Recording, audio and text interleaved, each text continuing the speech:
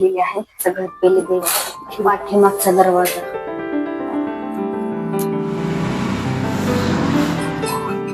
टीना आहे, कोथिंबीर आहे. कोथिंबीर हे थोडस परतून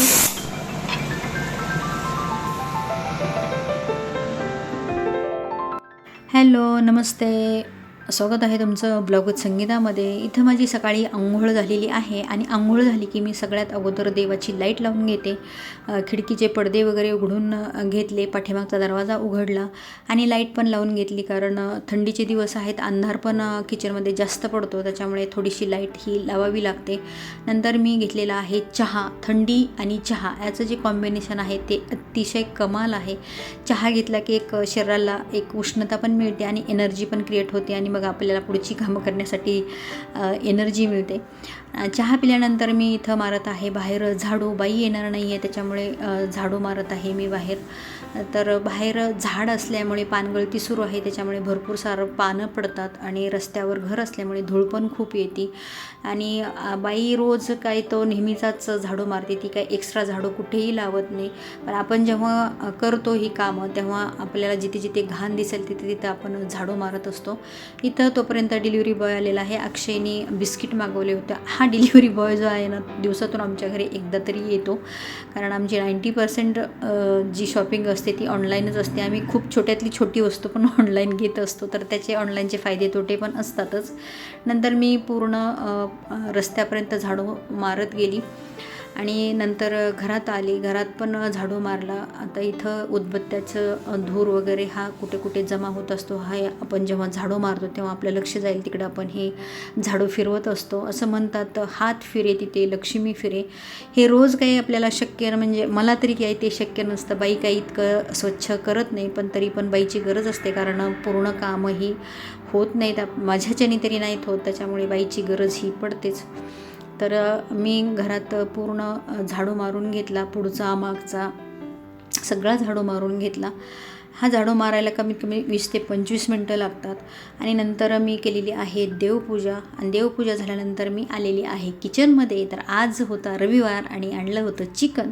तर हे चिकन मी स्वच्छ धुवून घेतलेलं आहे, त्याला मीठ आणि लिंबू लावून घेतलेलं आहे. लिंबामुळे काय होतं, जो चिकनला ओशाळपणा वगैरे वास येतो तर तो येत नाही, म्हणून कुठलंही मटण चिकन वगैरे असेल तर थोडं लिंबाचा रस लावला तर त्याचा जो ओशाळ वास आहे तो कमी होतो.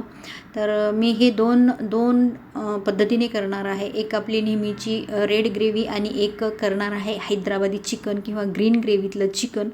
तर हे ग्रीन ग्रेव्हीसाठी मी हा मसाला तयार करत आहे. त्याच्यासाठी 15-20 लसूण पाकळ्या घेतलेल्या आहेत, 1 इंच आल्याचा तुकडा घेतलेला आहे आणि हे 10-12 काजू पाकळ्या आहेत आणि 4-5 बदाम आहेत. तर हे मी सकाळी उठल्याच भिजत घातले होते, म्हणजे ते छान वाटले जातात.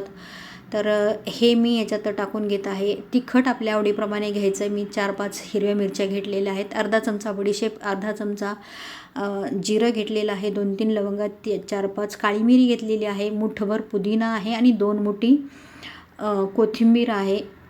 पुदिन्याच्या दुप्पट कोथिंबीर घ्यायची आहे आणि 3 चमचे भरून हे फ्रेश दही वापरलेलं आहे आणि हे छान मी असं मिक्सरला एकदम बारीक अशी त्याची पेस्ट करून घेतलेली आहे. हा झालेला आहे ग्रीन चिकनसाठी आपला मसाला तयार.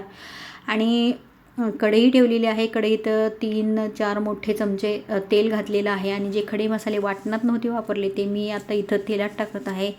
जसं की हिरवी विलायची आहे, मसाले विलायची, तमालपत्र, दालचिनी, चक्री फूल, हे मसाले आहेत. तर ते मी वाटणात नव्हते घेतले म्हणून मी तेलात टाकले. तेल गरम झाल्यानंतर आणि नंतर 2 मीडियम आकाराचे कांदे मी उभे चिरून घेतले, ते पण छान असे परतून घेतले.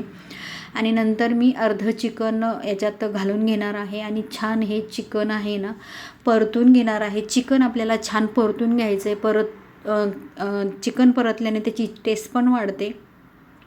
आणि अंगच्याच पाण्यात त्याला मी शिजवून घेणार आहे, जेवढं शक्य आहे तेवढं. मध्ये मध्ये हलवत मी हे चिकन जेवढं त्याला पाणी सुटेल तेवढ्यात शिजेल तेवढं मी ते शिजवून घेतलेलं आहे. नंतर पाव चमचा हळद घातलेली आहे आणि 1 चमचा धन्याची पावडर घातलेली आहे. ते पण छान मी असं परतून घेतलं आहे.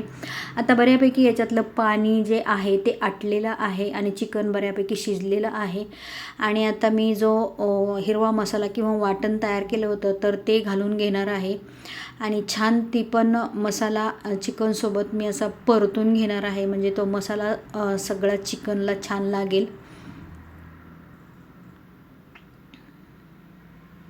छान परतून झालेलं आहे चिकन आणि नंतर मी त्याच्यात गरम पाणी घातलेलं आहे.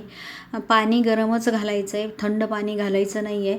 आणि नंतर मी झाकण लावून हे चिकन आहे ना ते छान शिजवून घेणार आहे. ग्रेव्हीचं तुम्हाला पातळ हवी की किती घट्ट हवी आहे त्याप्रमाणे तुम्ही मसाला कमी जास्त करू शकता.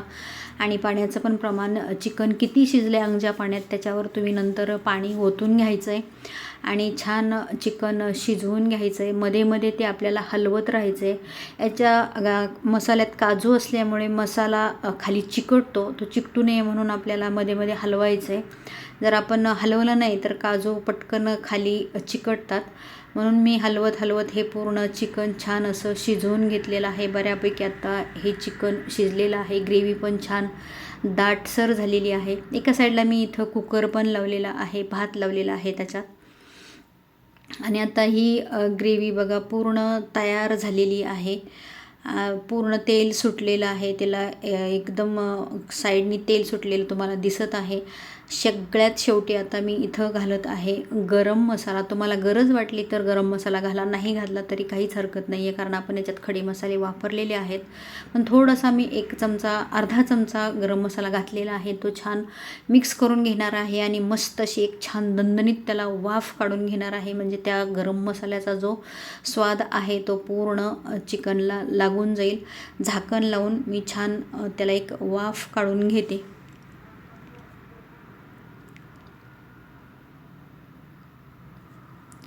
इथं झाकण ठेवलेलं आहे आणि इथं बघा खूप अंधार दिसत आहे. आता चिकन पूर्ण तयार झालेलं आहे. मला पण नाही समजलं की अंधार कसा काय पडला आहे. साईडला रेड ग्रेव्ही पण तयार झालेली आहे.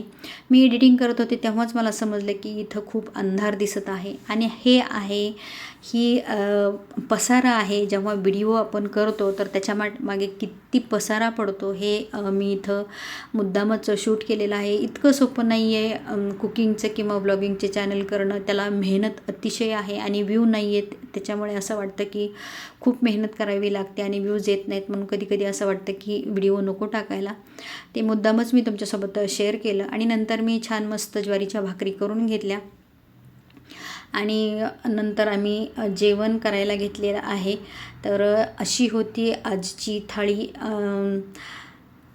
हैदराबादी चिकन, भात, भाकरी आणि